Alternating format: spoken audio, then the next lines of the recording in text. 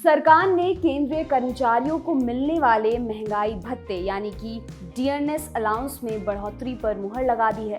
पहले डीए 17% था, जिसे बढ़ाकर 28% कर दिया गया है। केंद्रीय कैबिनेट की बैठक के बाद केंद्रीय मंत्री अनुराग ठाकुर ने इसकी जानकारी दी। उन्होंने बताया कि ये फैसला 1 जुलाई 2021 से लागू होगा। अनुराग ठाकुर ने प्रेस कॉन्फ्रेंस में बताया कि इससे सरकारी खजाने पर हर साल 34,401 करोड़ रुपए का बोझ पड़ेगा।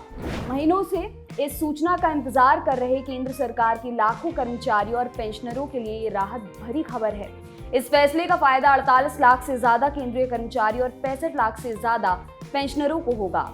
केंद्रीय कर्मचारियों को फिलहाल 17% डीए मिलता है। पिछली 3 किश्त को जोड़कर अब ये 28% हो जाएगा। केंद्रीय मंत्रिमंडल ने पिछले साल कोरोना महामारी के कारण बढ़ा हुआ डीए बांटने पर रोक लगा दी थी। जनवरी 2020 में डीए 4% बढ़ा था, फिर जून 2020 में 3% बढ़ा और जनवरी 2021 में इसमें 4% की बढ़ोतरी की गई थी। इनकी किश्तें बाकी हैं। अब इन 3 लंबित किश्तों के हिस्से के रूप में 11% डीए वृद्धि को मंजूरी दी गई है। डीए के अलावा पेंशनरों को महंगाई राहत यानी कि डीआर बांटने पर लगी रोक भी हटा ली गई है। आपको डीए का गणित भी थोड़ा समझा देते हैं। डीए यानी डियरनेस अलाउंस, महंगाई भत्ता। पेंशनर्स के लिए यही डीआर यानी डियरनेस रिलीफ या महंगाई राहत कहलाता है। ये सैलरी का एक कंपोनेंट होता है। केंद्रीय कर्मचारियों के मामले में कमोबेश एक आवश्यक कंपोनेंट, और चूंकि वेतन में लगकर ही मिलता है इसलिए टैक्सेबल भी होता है। जैसा कि नाम से ही जाहिर है कि इसका सीधा संबंध देश की बढ़ती महंगाई से है। मतलब सरकार केंद्रीय कर्मचारियों को महंगाई से लड़ने के लिए जो औजार देती है वही डीए या डीआर कहलाता है।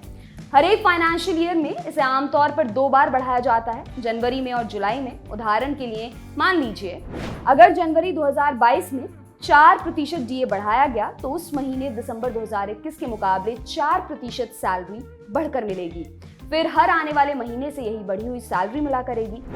अब अगर जुलाई 2022 में फिर से 3.5% डीए बढ़ा दिया जाए तो जुलाई 2022 में जून 2022 के मुकाबले 3.5% बढ़ी हुई सैलरी और दिसंबर 2021 के मुकाबले 7.5% यानी कि 4 + 3.5 बढ़ी हुई सैलरी मिलेगी।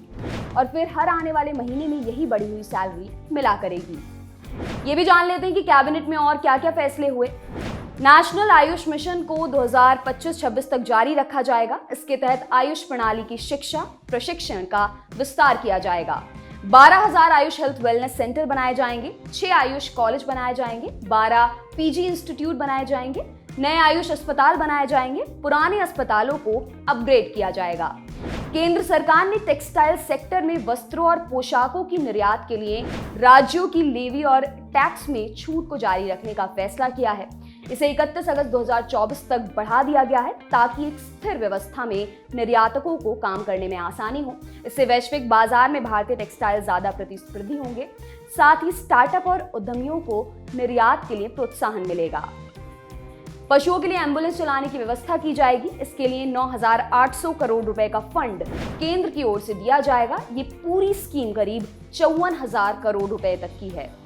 केंद्र सरकार ने देश के अलग अलग हिस्सों में कोर्ट हॉल बनाने, कोर्ट में सुविधाओं को बढ़ाने और इंफ्रास्ट्रक्चर को बढ़ावा देने का भी फैसला किया है।